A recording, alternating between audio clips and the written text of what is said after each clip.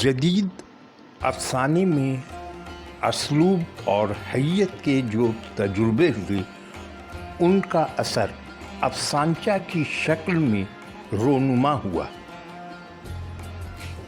मुख्तसर तरीन अफसाना दरअसल जदीद उर्दू अफसाना में हैयत की तब्दीली का एक कामयाब तजुर्बा है। जिन लोगों का ख्याल है कि मुख्तसर अफसाने की तरह अफसानचा का गालिब रुझान मगरबी अदब से मुतासिर होने के नतीजे में ही आया है, उनसे मुत्तफिक नहीं। इसलिए कि मगरबी तज़्ज़िये के तहत लिखे गए अफसानचे नहीं, सिर्फ अपनी बात कहने का ज़रिया है। फ्रेश फिक्शन या 100 लफ्ज़ी वो 50 लफ्ज़ी कहानियों को देखें, उनमें अफसानी तकनीक या कहानियत कम नज़र आएगी, जबकि मंटू के अफसानचे या दौर हाजिर के अफसानचा निगारों में से अहमियत के हामिल अफसानचा निगारों के अफसानचे देखें।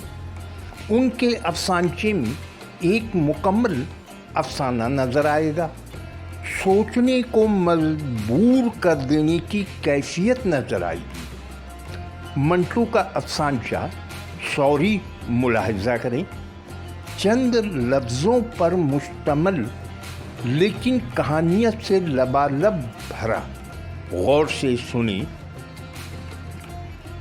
छुरी पेट चाक करती हुई नाव के नीचे तक चली गई, इज़ारबंद कट गया, छुरी मारने वाले के मुंह से दफतन कलमे तासुफ निकला, मिस्टेक हो गया। गौर करें कितनी काटदार कहानी है, भरपूर कहानी है।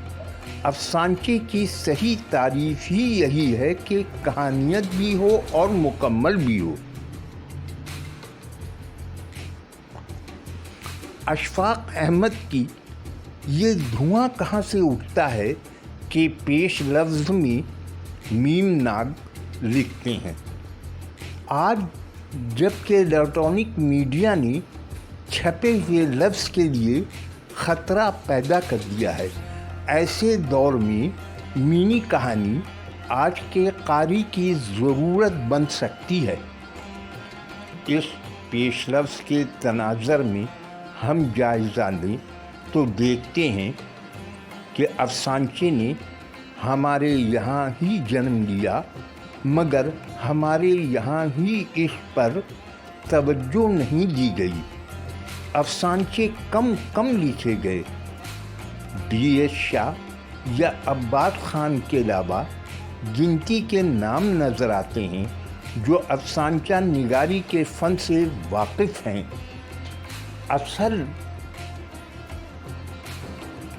असल हैयत के साथ लिख रहे हैं। इन्हीं नामों में से एक नाम महजबी आसिफ का है।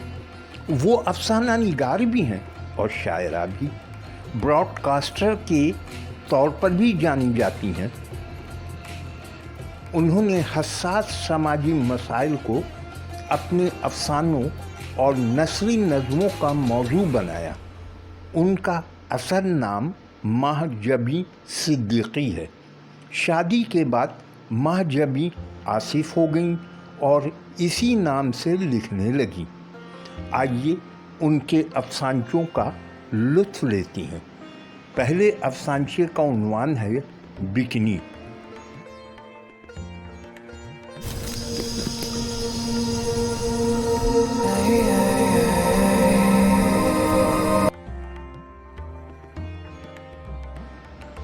उसके हाथ में पकड़ा पार्सल और एक मुअत्तर लिफाफा, लरस कर ही तो रह गया। वो एक तवील ड्राइव के बाद एक दोस्त की मदद से यूके की इस मारूफ स्ट्रीट पर पहुंची थी, मगर माहौल देखकर बोली, नहीं ये एड्रेस गलत होगा, اور وہ واپس نگاہیں موڑ کر بلوریں شوکیس میں بکنی میں ملبوس ادائے دلربا دکھاتی، فحش اشاروں سے من گرماتی، عامیانہ اداؤں سے راغب کرتی لڑکی کو دیکھا۔ ہیلو انگلی سے شیشے پر دستک دے کر اس قطالہ کو مخاطب کیا۔ یہ مسز خان نے آپ کے لیے بھیجا ہے۔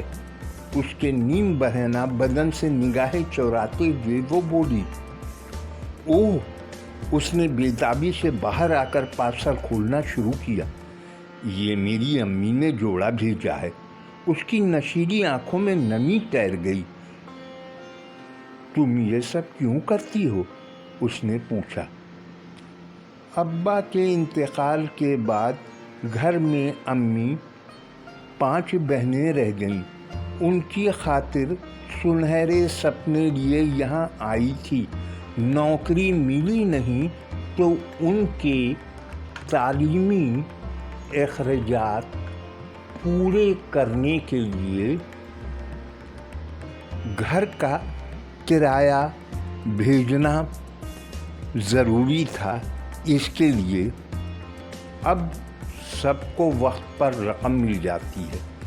پیسوں کے ماتھے پر حلال حرام کچھ نہیں لکھا ہوتا۔ ضرورتیں پوری ہو جائیں تو کسی کو غرض نہیں پیسہ کہاں سے آیا۔ بس میری ماں کو پتہ نہ چلے کہ میں کرتی کیا ہوں۔ اگر چل جائے تو شاید وہ مر ہی جائے۔ اب تو میں اپنا نام بھی بھول گئی۔ بکنی پڑ گیا ہے میرا نام بگ بگ کے۔ اس کی آواز دور خلاؤں سے آ رہی تھی۔ اب ان کا ایک اور افسانچہ سنیں۔ عنوان ہے دھوکہ۔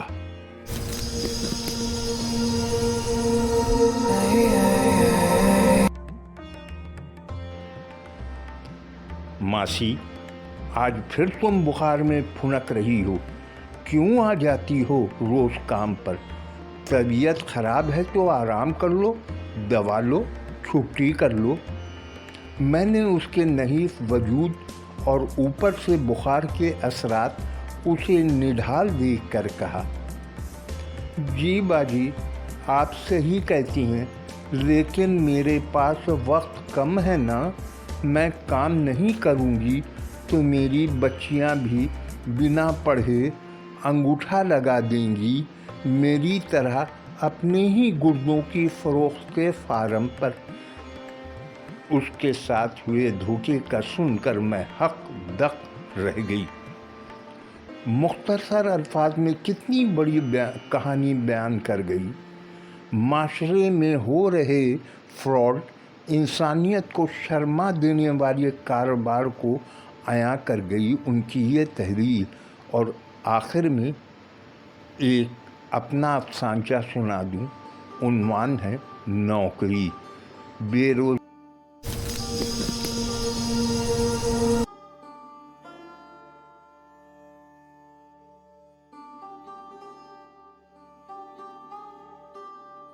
کے دور میں انسان کتنا مجبور ہو گیا ہے۔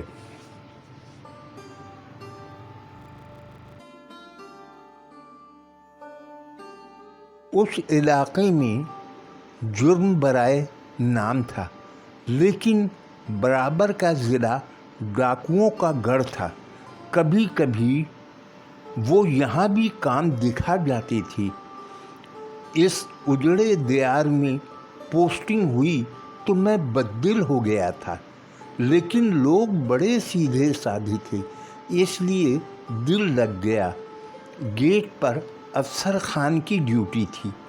اس کی عمر دیکھ کر میں سوچتا کہ اب بس 1-2 سال اور پھر تو اسے ریٹائر کر ہی دیا جائے گا۔ اس لیے میں دوپہر کے کھانے اور شام کی چائے کے لیے اسے اندر بلا دیتا تھا۔ ایک دن افسر خان میرے پاس آیا اور بولا، صاحب جی، میرے بیٹے کو بھرتی کر لو، وہ 10 جماعت पास है। मैंने समझाया कि जब भर्ती शुरू हो तो उसे भेज देना, वो अगर इम्तिहान में पास हो गया तो उसे नौकरी मिल जाएगी। साहब जी, आपका कहना सही है, लेकिन क्या करूं? अब एक माह रह गए हैं, मैं रिटायर हो जाऊंगा, मेरी जगह उसे लगवा देना। बाप की नौकरी उसी वक्त बेटे को मिलती है जब बाप ऑन ड्यूटी किसी हादसे का शिकार हो जाए। अच्छा जी कहकर वो गेट पर चला गया। मैं भी इस बात को भूल चुका था कि आज उसकी बात शिद्दत से तड़पा गई। हमें खबर मिली थी कि डाकुओं डाका डालने इस इलाके में आए हुए हैं। अब खबर मिलते ही अपने जवानों के साथ उस मुकाम पर आ गया। हमारे जवानों ने उस मकान को घेर लिया था जिसमें से वो डाकू छुपे हुए थे। डाकुओं ने हमें खौफजदा करने के लिए फायरिंग की। जवाब में हमारी तरफ से भी फायरिंग हुई। मुकाबला जारी था कि अफसर खान आड़ से निकला और फायर करता हुआ उस मकान की तरफ दौड़ा। ये नरी बेवकूफ़ी थी। डाकुओं ने अपनी तरफ आते देख उस पर ब्रश मारा, वो वहीं गिर गया। सब हैरान कि अफसर खान क्या पागल हो गया था। उसे खींचकर किनारे लाया गया। वो उखड़ी उखड़ी सांसों के दरमियान बोला, सर, अब तो मेरे बेटे को नौकरी मिल जाएगी।